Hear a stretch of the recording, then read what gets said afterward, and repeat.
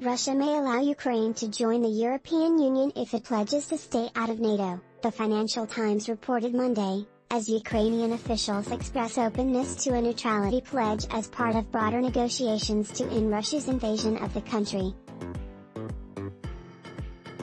When Russian forces began invading Ukraine more than a month ago, many Western officials believed Putin was seeking to overthrow Zelensky's government and replace him with a more pro-Kremlin leader.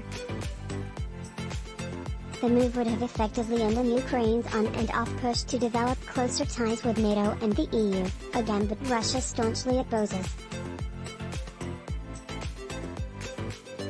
However, the Russian military has struggled against stiffer than expected Ukrainian resistance, possibly leading it to scale back its ambitions. The Kremlin said earlier this month it's open to neutrality for Ukraine along the lines of Austria or Sweden, neither of which are NATO members. Ukrainian President Volodymyr Zelensky also appears to be open to neutral status.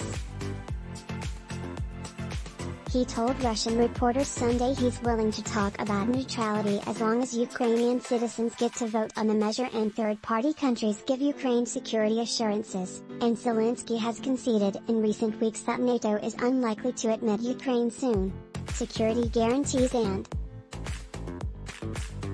"We are ready to go for it," Zelensky told reporters Sunday, according to Reuters translation.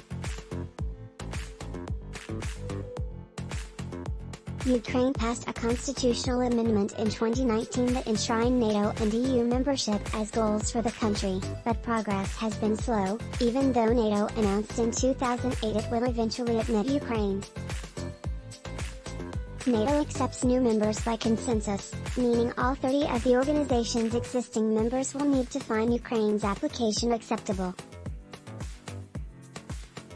Some NATO members likely worry that further expansion of the alliance, which has accepted several former Soviet allies since the late 1990s, drawing Putin's ire, could damage relations with Russia, and Ukraine will need to meet NATO's standards for democratic government and military competence before.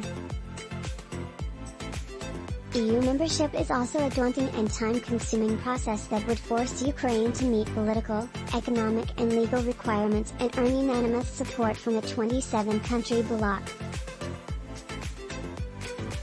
Territorial disputes are likely to be a major point of contention between Russia and Ukraine, and the Financial Times reports a proposed ceasefire deal between the two sides could leave discussions on territory to a later date. Ukraine's military intelligence chief warned over the weekend Russia may try to partition the country like the Korean Peninsula, splitting off portions of eastern and southern Ukraine that have been occupied by Russian forces over the last month, and Russian military officials claimed last weekday.